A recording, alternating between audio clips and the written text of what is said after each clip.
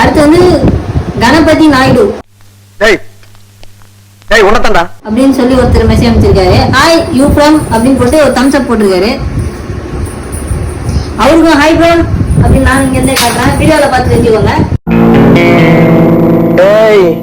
என்னை வச்சு ஒண்ணு காமெடி கிமெடி பண்ணல. அப்புறம் முகமது அப்படின்னு சொல்லி ஒருத்தர் மெசேஜ் போட்டிருக்காரு. அவரும் ஹாய் மெசேஜ் போட்டிருக்காரு. நாங்க எங்களோட வீடியோ ஷேர் பண்ணிருக்கோம். ஒரு போன் ஆச்சு அப்படி போன் அடிச்சு நான் சொல்றேன் இந்த மாதிரி நான் வந்து யூடியூப்ல வீடியோ எல்லாம் பண்ணுவாங்க, நீங்க இந்த மாதிரி ஏங்க போன் அடிக்கிறீங்க அப்படின்னு நான் மெசேஜ் வாய்ஸ் கார்ட்லயே சொன்னேன். ஆனாலும் அவர் என்ன பண்றாருன்னா அவரையும் மேடம் அப்படின்னு மெசேஜ் போட்டிருக்காரு. நல்லா பாருங்க, இவர் வந்து இவர் பேர் சொல்ல நான் விரும்பல. அதுக்கப்புறம் சாப்பிட்டியா மேடம் அப்படின்னு மெசேஜ் பண்ணி இவர் பேர் வந்து மதுரை சேகர். ஹாய் சேகர் நான் தான். ஹாய் மேடம் இல்ல, இவர் பேர் வந்து அழகன். இவர் வந்து கண்ணுல வந்து ஹார்ட் வச்சு அனுப்பிடுவாரு.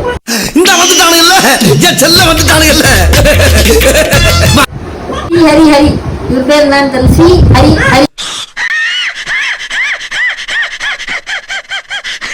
அப்படின்னு போட்டிருக்காரு. ஹே அப்படின்னு ஒரு டாப் அமைச்சிருக்காரு.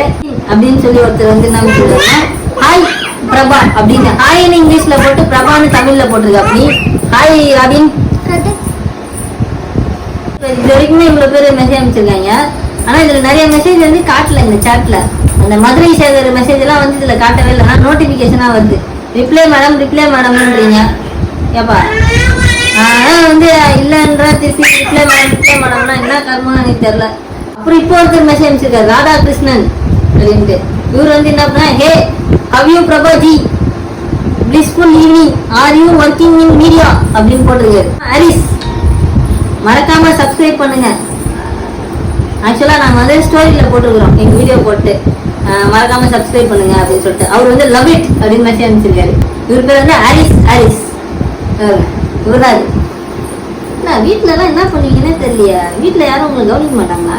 இது வரைக்கும் அந்த மெசேஜ் இவ்வளவுதான். இதுக்கப்புறம் யாரெல்லாம் மெசேஜ் போட்டாங்கன்னா நான் கண்டிப்பா அந்த மெசேஜை ரிவீல் பண்றேன். யாரோட மனதையும் புண்படுத்துறதுக்காக இது கிடையாது. ஒரு வீட்டுல இருக்கிறவங்க சும்மா டைம் பாஸுக்கு இது ஓபன் பண்ணி பார்க்கலான்னு ஒரு ஐடியா ஓபன் பண்ணா ஒரு 2 நாள்ல எவ்வளோடா நீங்க அனுப்புவீங்க? எனக்கு புரியலடா. எவ்வளவு மெசேஜ், எவ்வளவு வந்து ஃப்ரெண்ட் ரிக்வெஸ்ட். நான்லாம் வந்து இதை யூஸ் பண்ணி பல வருடங்கள் ஆகுதுடா. நான் என் வயசுக்கு எனக்கு இதை யூஸ் பண்றதுக்கான டைமே எனக்கு கிடைக்கல. உங்களுக்குலாம் எப்படி கிடைக்குது எனக்கு புரியல. இதெல்லாம் எனக்கு ஜஸ்ட் ஒரு எனக்கே டைம் பத்தலன்னு நான் சுத்தி வேலைக்கு போயிருந்தேன். நீங்க எப்படி இதெல்லாம் யூஸ் பண்றீங்கன்னு எனக்கு தெரியல. உங்க வீட்டுல எல்லாம் பாப்பாங்களா மாட்டாங்களா இந்த மாதிரி மெசேஜ் பண்றீங்க?